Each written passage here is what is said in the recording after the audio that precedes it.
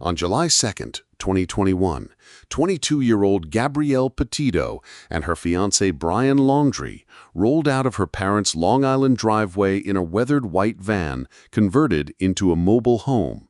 Their plan was to chase sunsets across America and record every step of their van life adventure on Instagram and YouTube. By the next week, TikTok and Instagram feeds bloomed with sun-dappled shots of them laughing under redwood canopies and snuggling beneath starlit skies. Fans poured in by the thousands, calling themselves the Van Fam, anticipating each new upload like water in a desert. Yet as each dawn painted the horizon, so did a whisper of something darker stir beneath the #VanLife veneer, an undercurrent of tension hidden behind powder blue walls. No one could have known that this carefree dreamscape would soon twist into a nightmare, splashed across national headlines. By August 12, 2021, the picturesque duo found themselves pulled over on a remote road in Moab, Utah, under flashing red lights. Police body cam footage captured a startled Gabby perched on the pavement, tears staining her cheeks, while Brian, hands shoved deeply into his pockets, spoke softly to the officers. A witness's shaky voice is heard. "He just slapped her across the face." The Moab PD cited disorderly conduct and urged them to spend the night apart, but let them go without charges. Fans back home watched the footage in horror, debating, was this a heated quarrel or a betrayal of the van life dream? Brian's calm composure sharpened the fissure between them. In the van that night, the camera continued rolling, capturing forced smiles and stilted laughter. Unseen by the world, a fracture widened, a portent that the open road might conceal more than freedom. On August 27, 2021, Gabby uploaded her final Instagram story, a golden sunset framed by weathered planks in Bragg Creek, Wyoming, with the caption, "My last day in Grand Teton." There was no indication of goodbye. Moments later, the text thread went cold. No, "I made it safe." No, "see you tomorrow." Her mother called her phone repeatedly. It rang unanswered. Comments swelled on her last post. "Where are you? Are you okay?" Meanwhile, Brian's account remained active, posting benign snapshots of wildlife. On September 11th, when Gabby failed to check in with her aunt, her family filed a missing person report. The once adoring Van Fam couldn't reconcile the polished travelogue with the oppressive silence.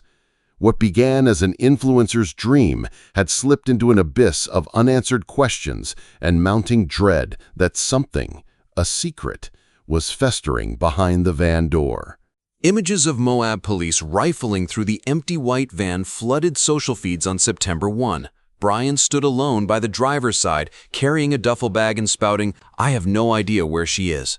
Officers noted overturned blankets, Gabby's bare toothbrush, and a single childhood photo snapped to the dashboard. No sign of violence, yet her camera and her presence had vanished. Moab PD Chief Todd Garrison announced, "We know where Brian is, but we don't know where Gabby is." Each day the van lingered on the lot, its blank windows felt like staring into the vanishing point of a crime scene. National outlets labeled it the #VanLife mystery. The van, once a symbol of freedom, had become a haunting emblem of a life suspended, its echoes of laughter replaced by a void of terror. On September 19, the FBI confirmed the worst. Skeletal remains discovered on September 11th in Wyoming's Grand Teton National Park belonged to Gabby Petito. Autopsy reports showed she died by strangulation and blunt force trauma to the head and neck, likely weeks before. News anchors struggled to read the details without wavering. She was found clutching her final travel notes. Video stills of driftwood huts and campsite scribbles, once charming, now appeared as final scribbles on a tombstone. The Van fam wept as hashtags shifted to #JusticeForGabby. That white van loomed larger in collective memory, not as a dream machine, but as a floating coffin. The forest, once echoing freedom, now stood silent as a crypt. Every sunset snapshot reminded the world how swiftly wanderlust can turn fatal. Within hours, FBI agents named Brian Lundrie the primary person of interest. Days later, Brian returned to his parents' Florida home without Gabby. No entourage, no tearful reunion, just a haunted stillness. When questioned at the Sarasota County Dog Park on September 15th, he refused to cooperate. By September 17th, his name was added to the FBI's wanted list. The man once hailed as #VanLifeGoals now became #VanLifeGhost. A massive manhunt unfolded in the Myakatachi Creek Environmental Park, aided by drones and bloodhounds. Spectators tracked every car feed and live stream, desperate for a glimpse of him. Yet Brian slipped through the swamps like a mythic phantom, leaving only muddy footprints and a growing web of suspicion that would snare him and headline the darkest chapter in reality TV travel. October 20th brought a grim breakthrough. Brian's skeletal remains were located in the Florida park, beside an empty journal. FBI officials revealed the pages contained a chilling confession. "I did it to end her pain," he wrote, describing how a late August altercation spun out of control. The admission read like a horror script, bare, unapologetic. His pen strokes echoed more loudly than any courtroom drama, a killer rendering motive in ink. Law enforcement cordoned off the scene. Journal pages, once private, spilled into public record, leaving readers shivering at the rawness of an unrepentant mind. The confession journal, meant for solitude, became Exhibit A in a tragedy that had captivated and horrified an entire nation.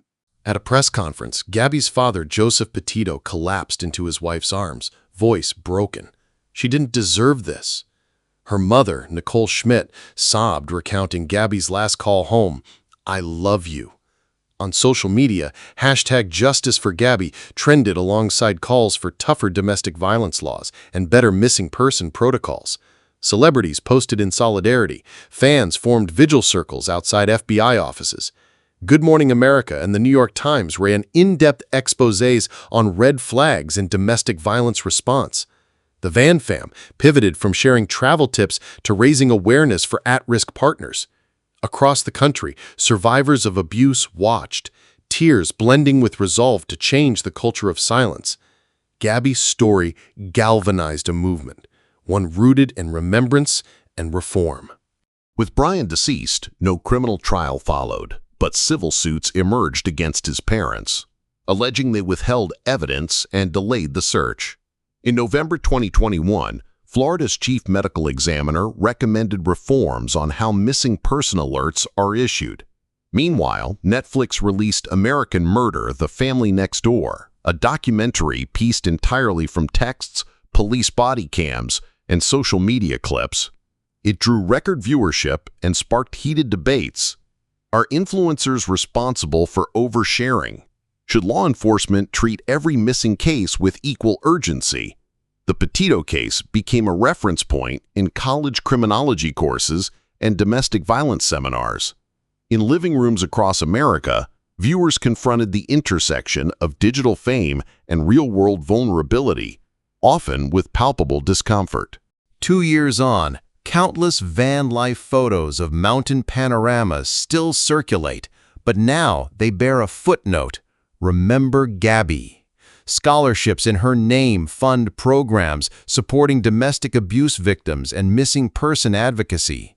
Legislative proposals in Wyoming and Florida seek mandatory welfare checks for single travelers flagged overdue. Podcast episodes dissect every text thread for what-ifs and could-haves. Yet the truest legacy lies in the silence before the scream, the quiet moments when an unanswered call portends disaster. Gabby's final sunset snapshot remains etched in collective memory, a testament that freedom's horizon can mask a deadly abyss, and that love, when warped, can eclipse even the brightest sky.